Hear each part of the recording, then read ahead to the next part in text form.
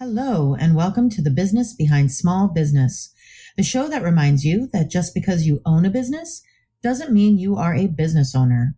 In each episode, we will discuss common issues small businesses face and offer tips and advice from the perspectives of two business owners, one that is built to sell and one that is built to inherit. We are your hosts, Savannah Stone and Tiffany Kao. There's a lot of business behind small business, so let's get to it.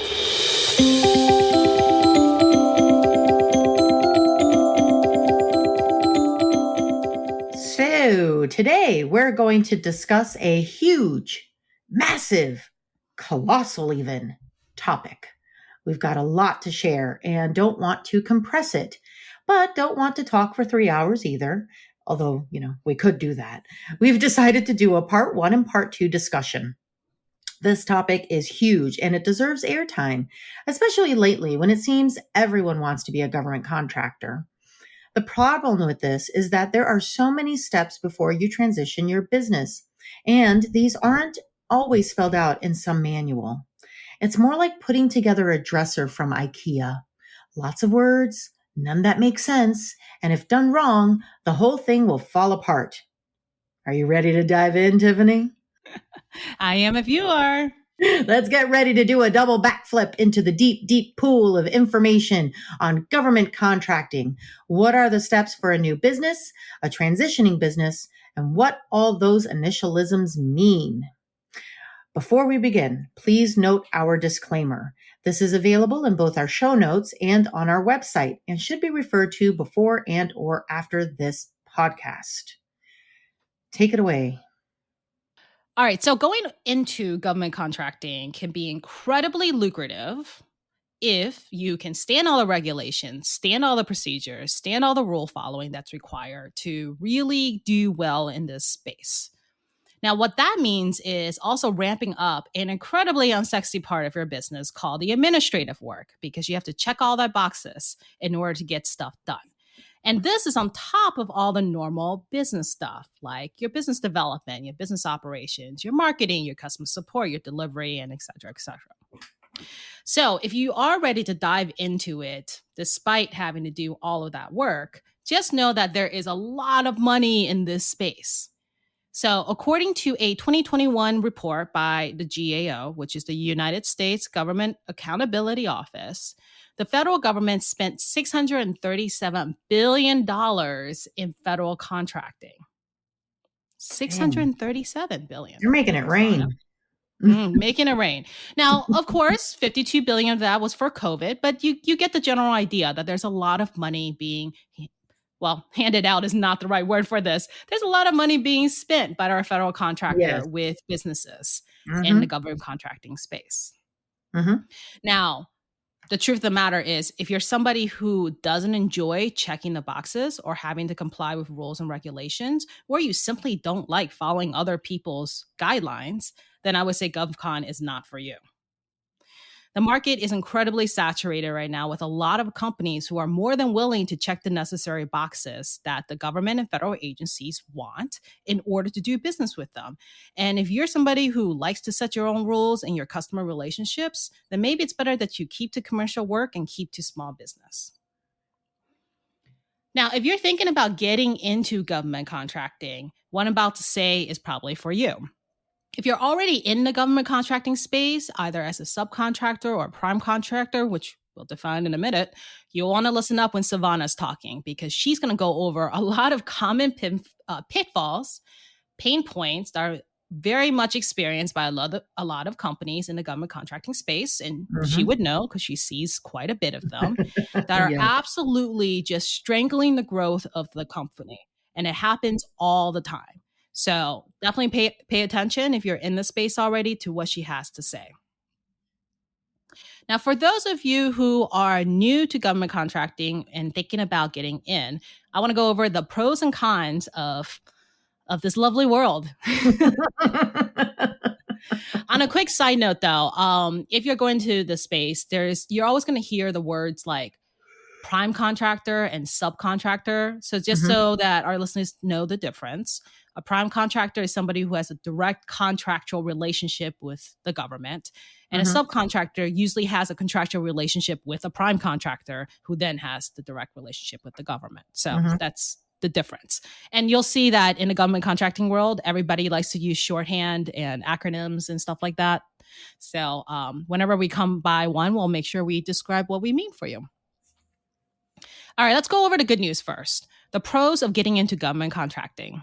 Number one, good pay. And the margins is debatable, so we'll put that aside. It's probably not the best margins you'll have. In fact, like the government is actually pretty demanding in a sense that they want to have the best margins you can provide. Right. So the margins probably aren't the best, but there's really very little arenas that you can go into as a newish business owner or a small business and have the opportunity to land a multi-year, multi-million-dollar contract. This is absolutely possible in the government contracting space, which is why we have it listed here as a pro of getting into this industry. Number two, timely payments. The federal agencies and other government agencies that you work with will make a very good attempt to pay you on time every time. And if they don't pay you on time, they will actually automatically add interest for late pay. So probably not going to have a lot of commercial clients who are going to be so willing to abide by those rules. That is true. Number three, transparency. So when the government wants to buy something, they are very good about putting out as much information as possible to help businesses understand what it is that they want.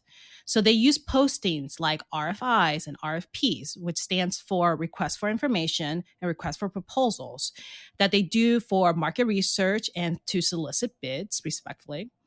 But their postings are incredibly detailed. I mean, they're like a job posting plus more and then some and then some and then some. And it includes things like, here's where we are today. Here's what we want. Here's what we don't know. Here's what we don't want.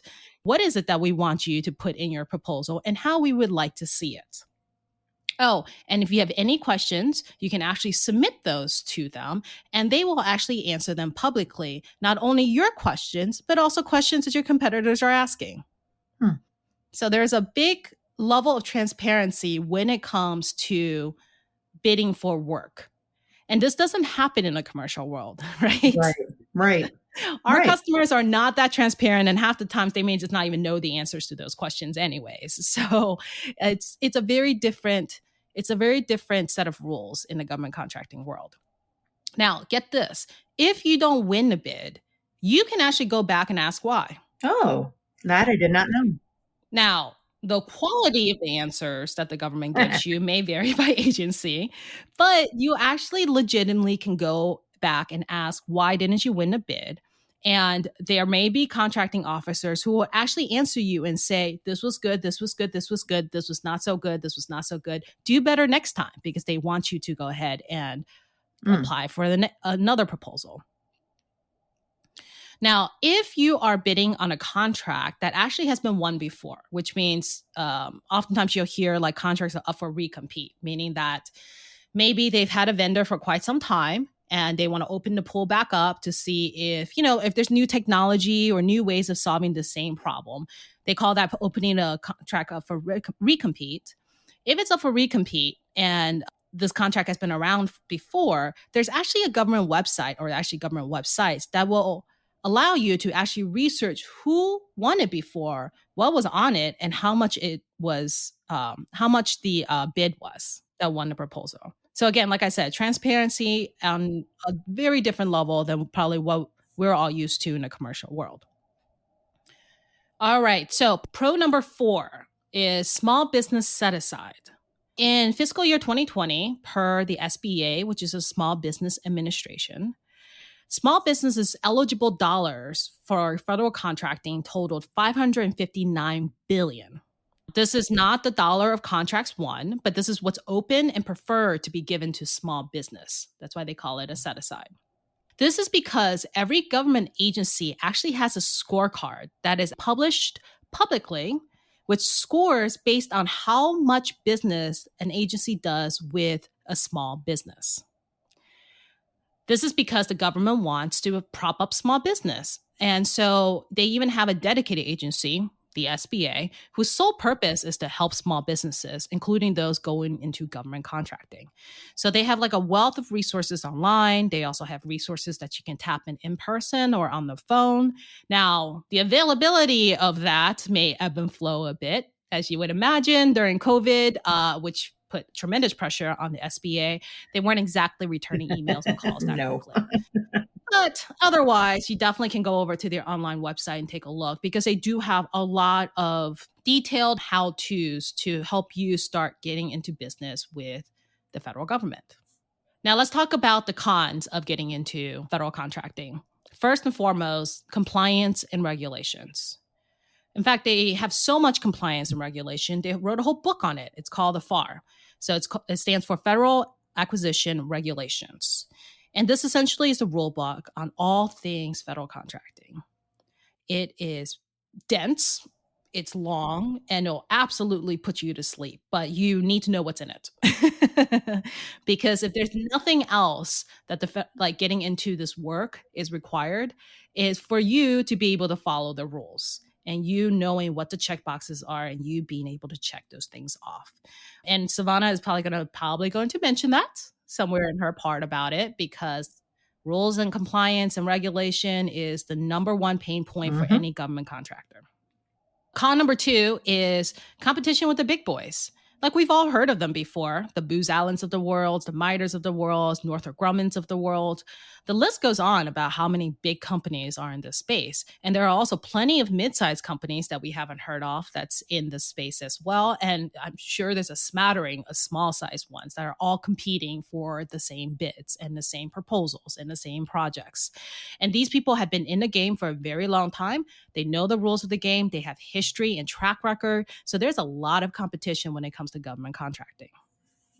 Number 3, another con to getting into government contracting is government policies and changes that directly affects you. For example, government shutdown. When the government shut down, so is your business, at least for a short period of time. Especially during COVID, I think a lot of people experienced this when a lot of agencies weren't open because of all the stay-at-home orders or whatnot, and there were only certain like essential agencies that were still ongoing. I mean, this greatly affected a lot of government contractors on being able to perform the work, being able to collect on the work, and keep their cash flow going. And so when there are things like that or a actual federal shutdown, then it absolutely impacts what your company is doing. And there's nothing you can do about it except for wait till Congress does something and the government opens again. All right, number 4, the high customer acquisition cost. In government contracting, it is incredibly expensive to search for business opportunities and to write for proposals. So it isn't what like we think of in government in commercial world where, we talk to a customer, we do some discovery calls, then we, talk about the contract, we sign a contract, and we get started on the work. In government contracting, it doesn't quite happen like that. There are actually hundreds of pages of document that is required to actually be part of your proposal that is submitted before you can even talk about anything else. This is why they're posting for like proposals and like the RFPs and the RFIs we were talking about are so incredibly long, because your proposals are basically going to answer that question. And then after that, if you win the contract, then you get the discovery calls and all that stuff that goes with it. But because of the way that this process is set up, people have to spend a lot of money hiring the right teams, whether outsourced or in-housed, which is very pricey. And we're talking about 5 to 6 figure cost at this point.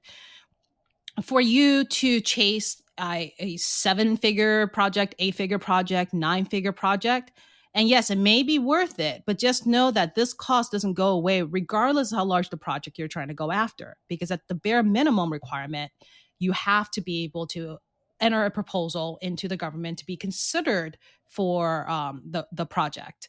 And that just takes a lot of time and it takes a lot of money. So it doesn't matter if you're a startup or not, this is just what you need to do. So the acquisition cost for customers in the government contracting space, I feel like is incredibly high. And the last con I'm going to go over here is also payment terms. sometimes like even though the government pays you on time, sometimes their payment terms could be 60 to 90 days. Maybe it's even 30 days, but sometimes when you're starting up a project, you may still have to be paid 60 days even for the first round. So that is a big time to try to float your cost in between, especially since you started a project, you're probably incurring payroll cost and you're not going to get paid for another 60 days, which means what? You're probably running 4 payrolls during that time. That's a lot of payrolls to cover. Yeah. So the payment terms are sometimes so long that it does make it really hard for smaller businesses that don't have such a good cash flow to be able to float their business until that payment comes in. But that's something they need to consider before they get into GovCon. Those are things that you need to think about before you even get into GovCon, is how much capital do you have to start with? Yes. And that's the thing, is that I think a lot of small businesses that they get into this, they feel like it's a very it's like an incremental step to get into it. But honestly, it's actually a pretty huge leap. There's a lot that is needed for a small business to step up on, that is not something you need in the commercial world. And that's the other thing I was going to talk about. There is something in here that can be both a pro and a con to get into government contracting, and that's being able to scale quick. So the pro is, of course, you can grow really rapidly. I mean, I think this is one of the few spaces where you may be trading 6 figures, maybe even a high 6 figures, and you can go from that to like an 8-figure like overnight. You can just grow really quick because you'll get if you play your cards right and you get a large project, then all of a sudden you just have a multi-year, multi-million-dollar contract. And that's not something you get to see in a commercial world really often. But at the same time, that's on the flip side, that's also the con of getting into government contracting, scaling too quickly. If you're a small business, especially if you're new to business and you're already trying to learn kind of how to actually run a business, you don't get the benefit of actually growing organically with your company.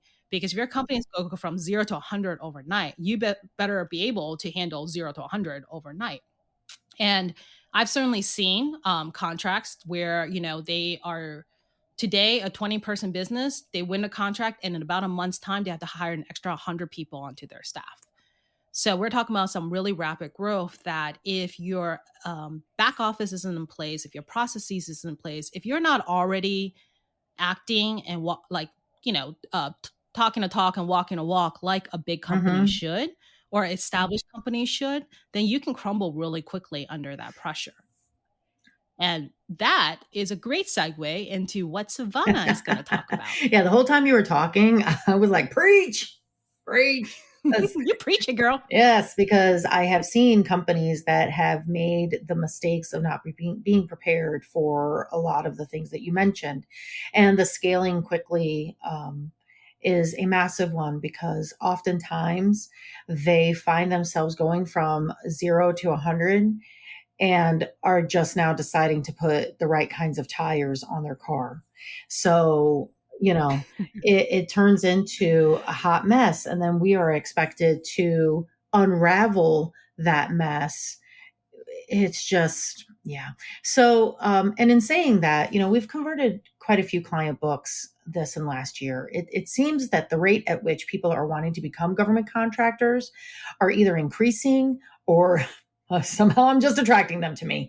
I don't know. But there are so many rules and regulations that if you don't start off right, you can easily set yourself up for an audit or get denied by the GSA or lose the contracts you have, or, some semblance of all of those things. You can find yourself in a lot of trouble.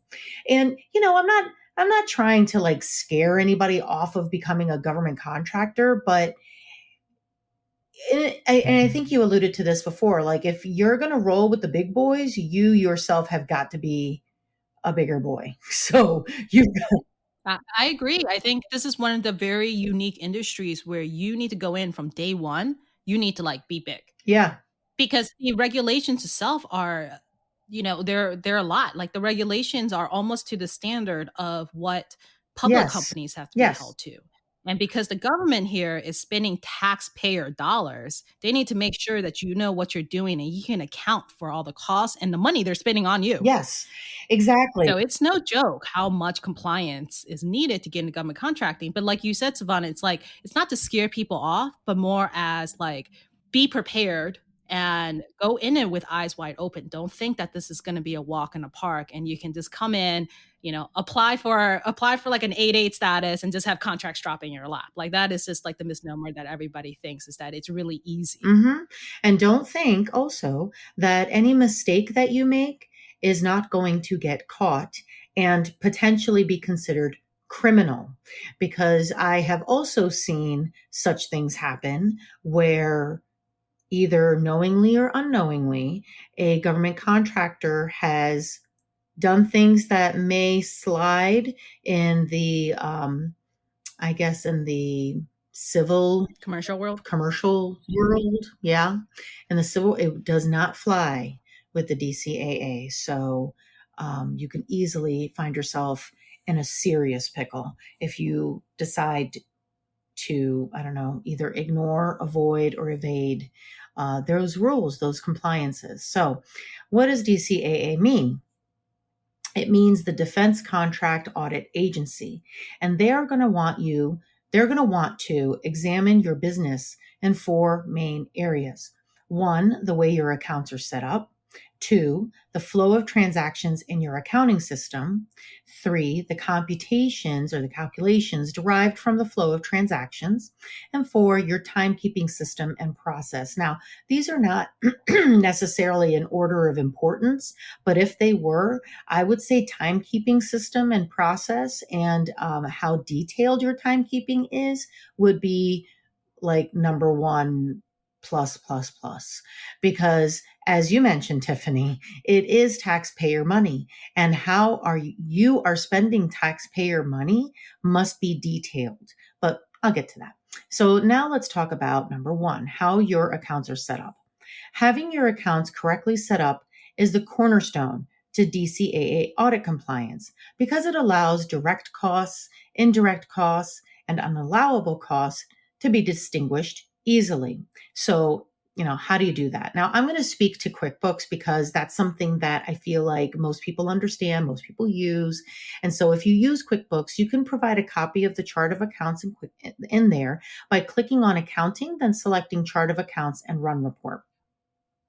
You have to be deliberate about your account sequencing to separate costs that are direct, indirect, and unallowable. You got to break down indirect costs further into pools for fringe, overhead, and general and administrative expenses. So depending on your business, you could use a 2-tier or a 3-tier indirect structure, or single or multiple overhead pools. The DCAA will also examine your chart of accounts to make sure you're following generally accepted accounting principles, also known as GAAP. Having accounts like accounts payable, accounts receivable, prepaid expenses, unearned revenue, those will show that you're accounting for cost and revenue on an accrual basis. So now let's move on to 2, the flow of transactions in your accounting system. From a DCAA point of view, the trial balance and general ledger are useful for tracking how transactions flow through your accounting system to ensure they're recorded accurately and reconcile with other systems like your timekeeping and your billing. Again, in QuickBooks, you can print a summary trial balance or a working trial balance. The former summarizes the debits and credit balances on each of your accounts. The latter contains more details like the opening balance, transactions, transfers, and closing balance. Similarly, the general ledger detailed report is available from the Reports section in QuickBooks and provides beginning balances, transactions, and ending balances for each account over a specific period. Number 3, your computations or calculations. DCAA will check your processes. So basically showing your work. Like when you were in math class and your math teacher would say, show your work. That's what this is. This is you showing your work. How did you get to that, right? So they're going to check your processes for allocating revenue and costs to projects, as well as the way you calculate your indirect rates. So a key requirement highlighted in the pre-award survey is the accounting system's ability to accumulate costs by project. A profit and loss by job report that agrees with the standard profit and loss report will show that this can be done accurately. So you go in QuickBooks, you select the profit and loss detailed report, and then you can customize it with the job filter. The labor distribution describes the process of allocating labor costs, including both direct and indirect costs, to the total time recorded on timesheets. So who did you pay? How did you pay them? Why did you pay them? What you paid them? So that's basically layman right there. To run labor distribution in QuickBooks, you'll need to ensure employee details, compensation data, and payroll items are set up in the system. There should be a payroll item for every kind of labor you have, including things like paid time off and holiday. You should also double check that account mappings are correct, so labor costs are posted to the right general ledger accounts.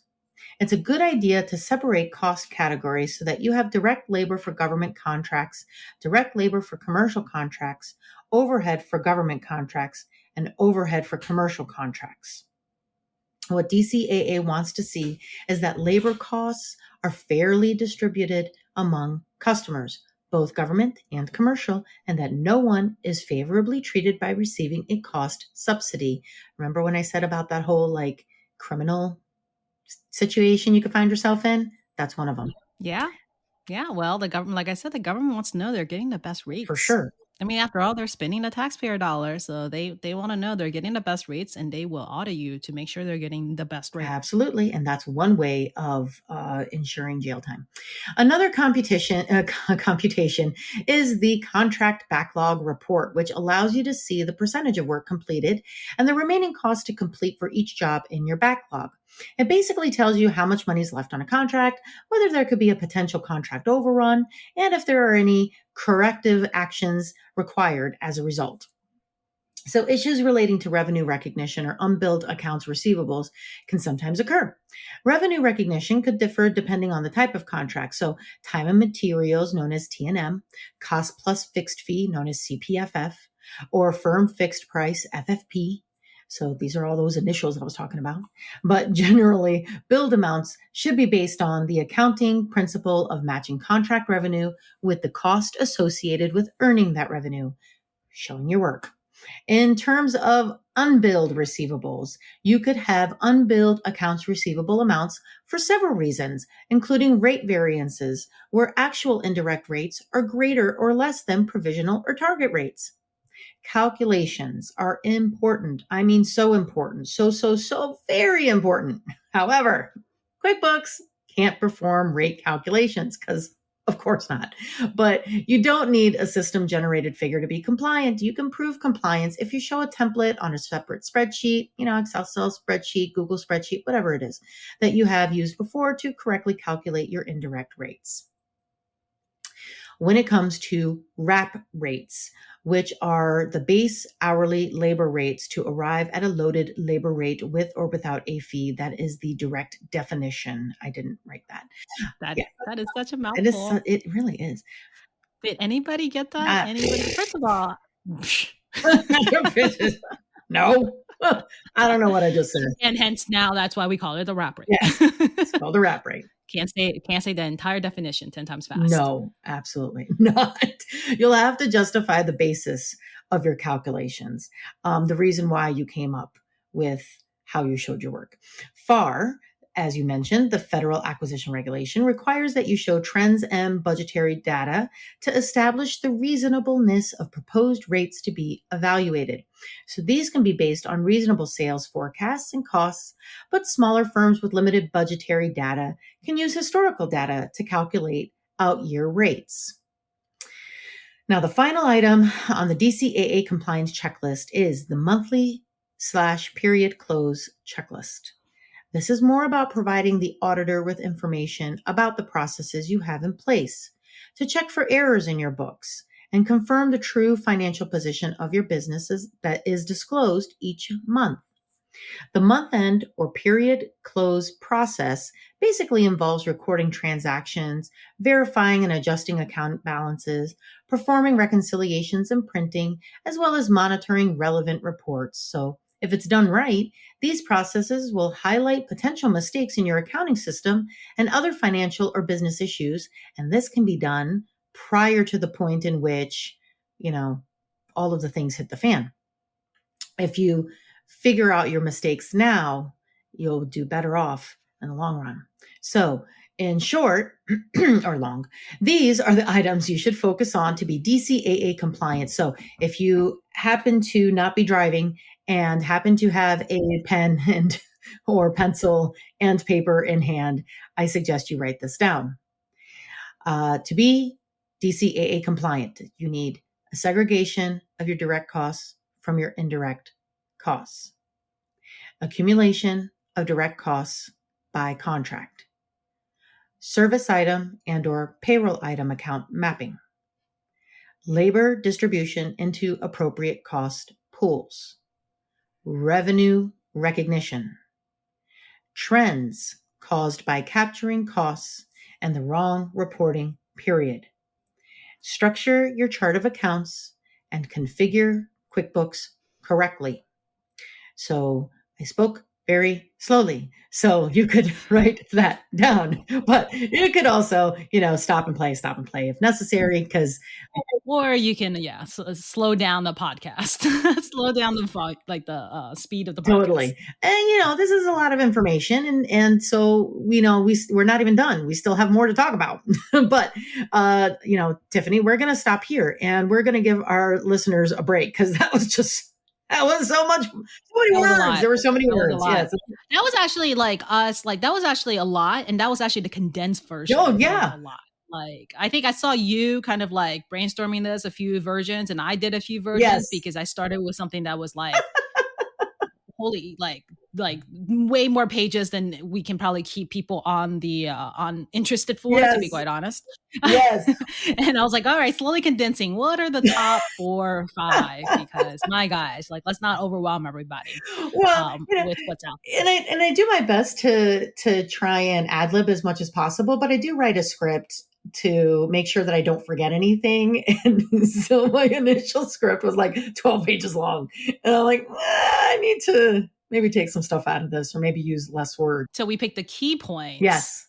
To have on a shorter version of the podcast so that if you need to, you can listen to it over and over again without being overwhelmed. And it's a good, a good entryway into a much bigger topic than we would like to have on air. Yes. And I don't know if we're going to be talking about this in our next episode, but I do think it's important for our listeners who are either looking to get into government contracting or are new into government contracting, or maybe they're considering to bring a bookkeeper or an accountant on.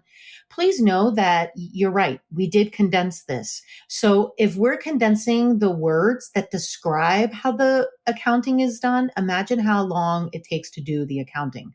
So I do find that government contractors sometimes will question the amount of time that gets put into either converting the books or creating the books or ensuring that they're going to pass an audit or ensuring that they are DCAA compliant. And they'll question, gosh, this is taking a lot of time. Well, yes, it does take a lot of time because so much is being reviewed and reviewed and reviewed and reviewed to ensure that we don't do anything wrong. Because just as you should be a little scared of the government, so are we. Well, and also to be clear too, I mean, we know that government contracting isn't just about the accounting. Yes, you still have to get the customer, you still got to build, you still got to run the business properly. But I think for government contracting specifically, like I mentioned earlier, they tend to get tripped up on the accounting the most because the standard of which your accounting needs to be is so high. Yeah. It is 100 times higher than you can get away with in the commercial world. You can probably be I would say you probably could be a good $30-50 million company and not have this level of compliance required. Yeah. That a $1 million or $2 million company as a government contracting will have to have if you happen to be a prime contractor, right? It's just such a big leap that people often just don't realize this. And plus it's also really tedious. Mm-hmm. I was not kidding about the administrative work. Yeah. I mean, if you heard Savannah talk about the timekeeping policy and details and stuff, oh my gosh, I'm an accountant and that makes my head spin going, oh, this is the worst, right? Yeah. It's so much administrative infrastructure you need to have in place, which is, they call it administrative because it doesn't directly relate to you actually generating revenue, which is costs you need to kind of cover, right? As a small business. And most businesses in commercial world can kind of get away with cutting costs or holding on a little more tightly that side of the business while they kind of grow the sales and revenue, which is the much sexier side of the business.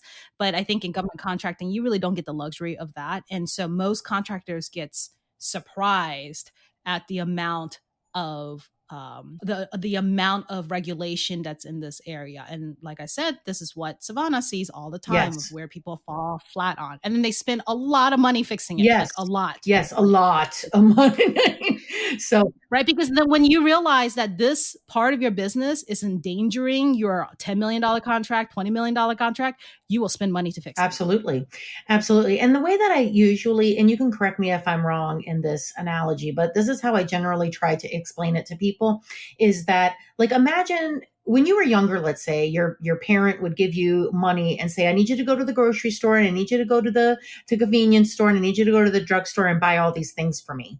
And then, and they give you, which is something that I do with my own kids, and I'll definitely give them more money than I think they're going to need, but it's just, going to cover everything for them.